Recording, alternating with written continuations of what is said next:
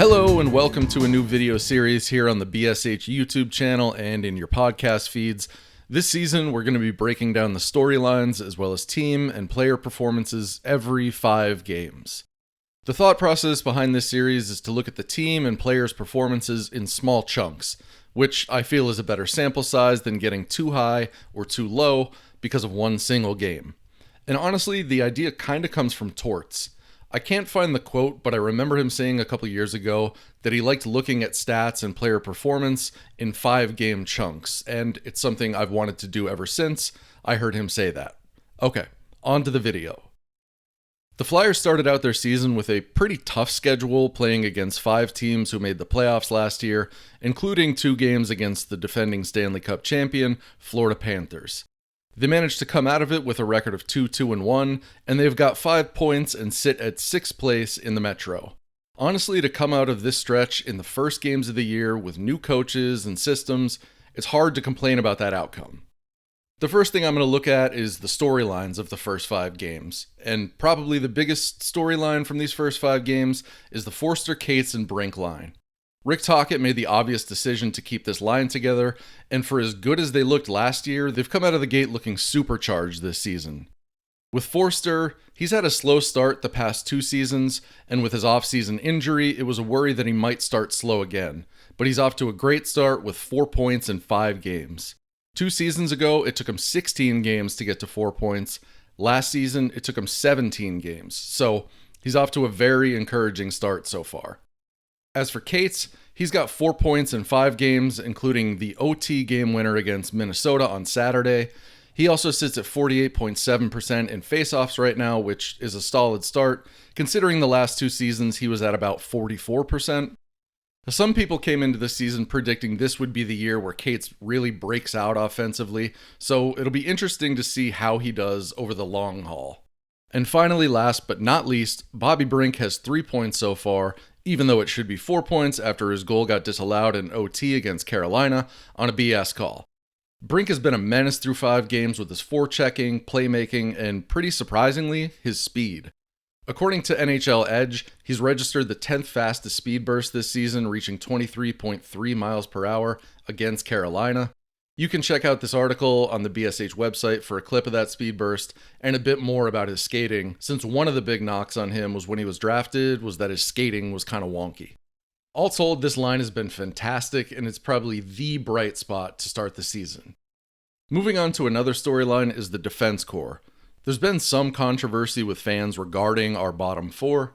Emil André started the season in the AHL, got scratched for a game and then called up after 1 game down there, and then got sent back down after his 1 game with the Flyers. It's pretty clear that his size is causing him to get yo-yoed, which isn't ideal for anyone. Adam Yinning made the team out of camp and has looked okay for the most part, though he's definitely had some pretty glaring mistakes too. Igor Zamula has also looked inconsistent, and his agent spoke out to complain that he's not getting a proper chance, seeing as Zamula was scratched for 2 games. And finally, Noah Juulsen has played all 5 games because he's Tocchet's guy. Another storyline with the D-core is that Cam York missed the first 3 games of the season with an injury he sustained at the end of camp. He's played the last 2 games and averaged about 24 minutes between those 2 games, and he's looked pretty solid. And then finally, there's Travis Sanheim, leading the D with 4 points through 5 games, averaging a whopping 27 minutes of ice time per game. In the 2 OT games, he played 29 minutes, and was 2 seconds away from cracking 30 minutes in his last game against Minnesota. And then we come to Matvei Michkov in our storyline segment. Michkov has 1 point through 5 games, which was kind of a garbage time goal against Winnipeg. He hasn't looked himself thus far, and we found out he had an ankle injury in the summer. The injury's all healed now, but it did hamper his off-season training. Perhaps the biggest thing to note with Michkov is that head coach Rick Tocchet has benched him 3 times in the first 5 games, including the 2 OT games where he didn't see a single shift in overtime. When asked by reporters if healthy scratching him is on the table, Tocchet said this.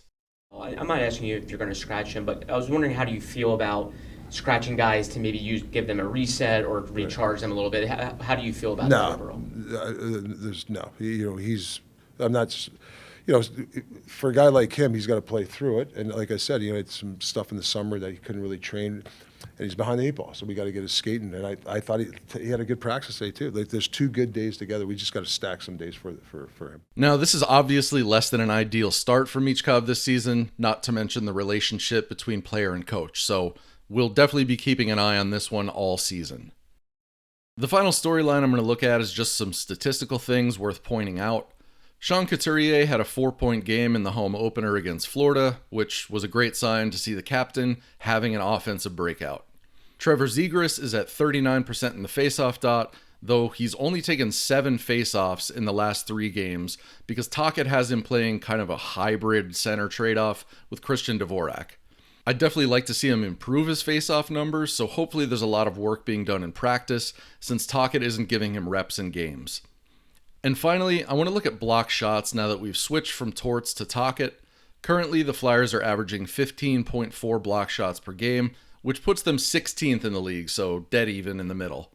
Last season, the team averaged 17.7 blocks per game, which was the most in the league. Moving on from storylines, I want to look at special teams, which is something I plan to look at every video. Looking first at the power play, the Flyers rank dead last in the league, with an efficiency of 6.7% on the power play. They've scored 1 goal on 15 opportunities.